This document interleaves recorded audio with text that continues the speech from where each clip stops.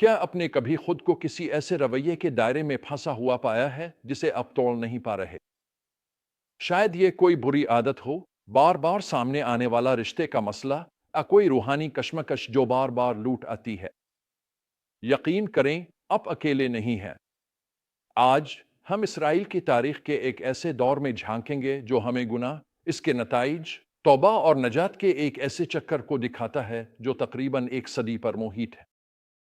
قضا کی کتاب باب 10 کی پہلی آیت سے لے کر باب 12 کی 15ویں آیت تک کا یہ حصہ ہمیں انسانی فطرت، خدا کی صبر اور سچی توبہ کی اہمیت کے بارے میں طاقتور اسباق سکھاتا ہے۔ آج کا ہمارا بنیادی پیغام یہ ہے: انسانی دل میں گناہ کی طرف جھکاؤ اور خدا کو بھول جانے کا رجحان پایا جاتا ہے، لیکن جو لوگ سچے دل سے اس کی طرف پلٹتے ہیں، ان کے لیے خدا کا فضل ہمیشہ موجود رہتا ہے۔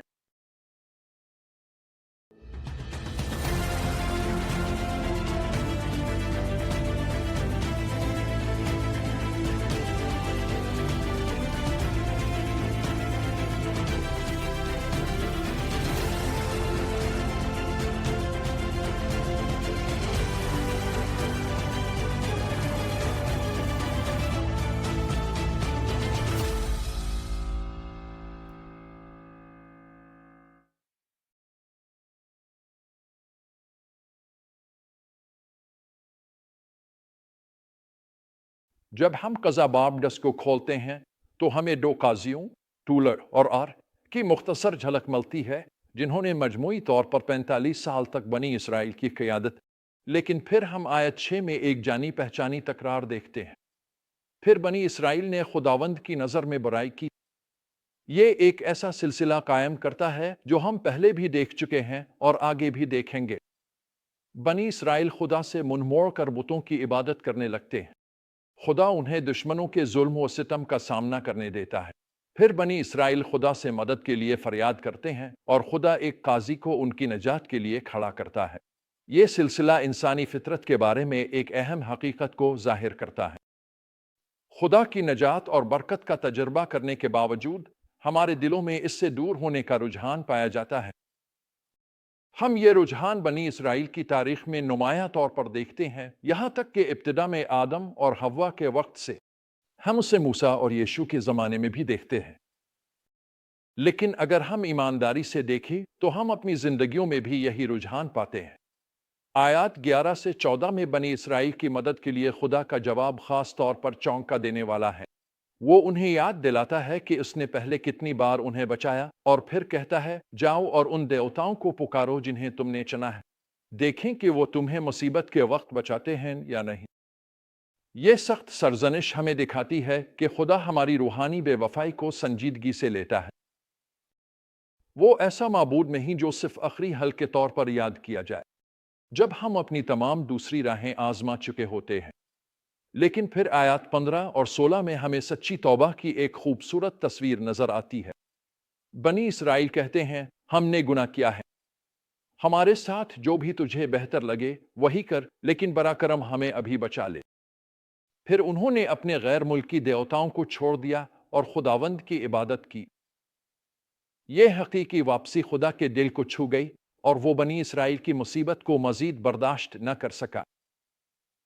کتاب مقدس کہتی ہے، پھر کہانی فتح کی طرف موڑتی ہے جو ایک پیچیدہ پس منظر رکھنے والا قاضی تھا۔ اسے ایک زبردست جنگجو کے طور پر بیان کیا گیا ہے، لیکن وہ ایک فاحشہ کا بیٹا بھی تھا جسے اس کے خاندان نے ٹھکرا دیا تھا۔ پھر بھی خدا اسے اسرائیل کو نجات دینے کے لیے چن لیتا ہے۔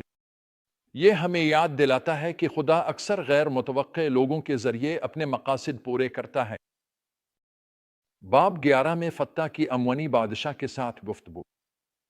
اس کی اسرائیل کی تاریخ سے واقفیت اور ابتدائی سفارتی کوششوں کو ظاہر کرتی ہے، لیکن یہ اس کی بے سوچے سمجھے نظر ہے جو آیات 30 اور 31 میں بیان کی گئی ہے، جو ایک ذاتی المیہ کا سبب بنتی ہے۔ یہ ہمیں خبردار کرتی ہے کہ خدا سے جلد بازی میں کیے گئے وعدے بغیر نتائج پر غور کیے نقصان دہ ہو سکتے ہیں۔ یہ بیان 3 مزید قاضیوں، ابسون، ایلون اور ابون کے مختصر ذکر کے ساتھ ختم ہوتا ہے۔ ان کے مختصر تعارف ہمیں یاد دلاتے ہیں کہ خدا کے تمام خادموں کی کہانیاں ڈرامائی نہیں ہوتی، لیکن وہ پھر بھی اس کے منصوبے میں اپنا کردار ادا کرتے ہیں۔ مجھے آپ سے ایمانداری سے بات کرنی ہے۔ میں نے اپنی زندگی میں اس چکر کو دیکھا ہے۔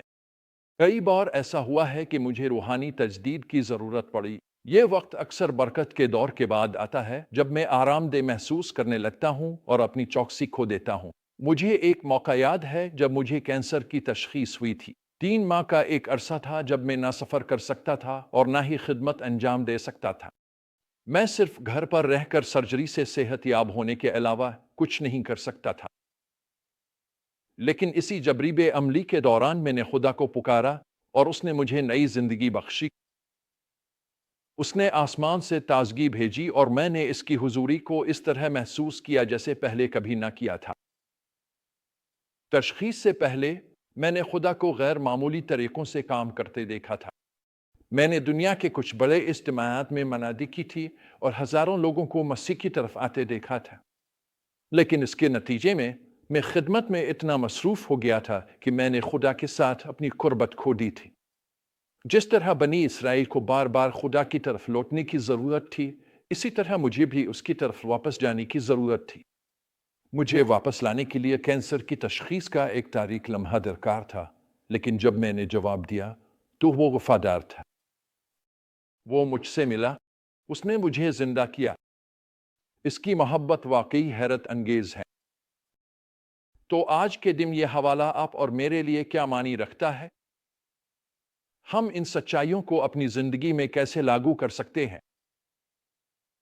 اپنے دل میں خدا سے دور ہونے کے رجحان کو پہچانیں اور اپنی روحانی زندگی میں چوک نہ رہیں، خاص طور پر برکت اور آرام کے وقتوں میں۔ جب آپ کو احساس ہو کہ آپ بھٹک گئے ہیں، تو حالات کے آپ کو زبردستی خدا کی طرف واپس لانے کا انتظار نہ کریں۔ جلدی اور خلوص دل سے اس کی طرف لوٹنے کا انتخاب کریں۔ اور یاد رکھیں کہ توبہ میں شامل ہوتا ہے محض الفاظ سے کہیں زیادہ۔ بنی اسرائیل نے اپنے بتوں کو ہٹا دیا۔ آپ کو اپنی زندگی سے کون سے بت نکالنے کی ضرورت ہے؟ خدا سے جلد بازی میں کیے گئے عہد یا وعدوں کے بارے میں محتاط رہیں۔ اس کے بجائے خدا کے ساتھ ایک مستقل روزانہ کا تعلق قائم کریں۔ چاہے آپ کی خدا کی خدمت نمایاں نہ لگے، یہ جان لے کہ آپ اس کے بڑے منصوبے میں ایک کردار ادا کر رہے ہیں، بالکل ویسے ہی جیسے کم مشہور قاضی۔ آخر میں آپ کو ایک چیلنج دینا چاہتا ہوں۔ آپ کہاں دیکھ رہے ہیں کہ آپ روحانی طور پر بھٹک رہے ہیں؟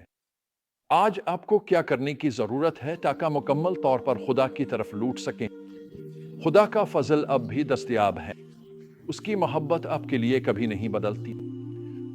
کیا آپ اس حوالے میں بنی اسرائیل کی طرح ہر اس چیز کو چھوڑنے کا انتخاب کریں گے جو آپ اور خدا کے درمیان آتی ہے؟ کیا آپ اسے پورے دل سے خدمت کریں گے؟ اس کی محبت اور فضل واقعی حیرت انگیز ہے، اور یہ آپ کے لیے دستیاب ہے اسی وقت بھی۔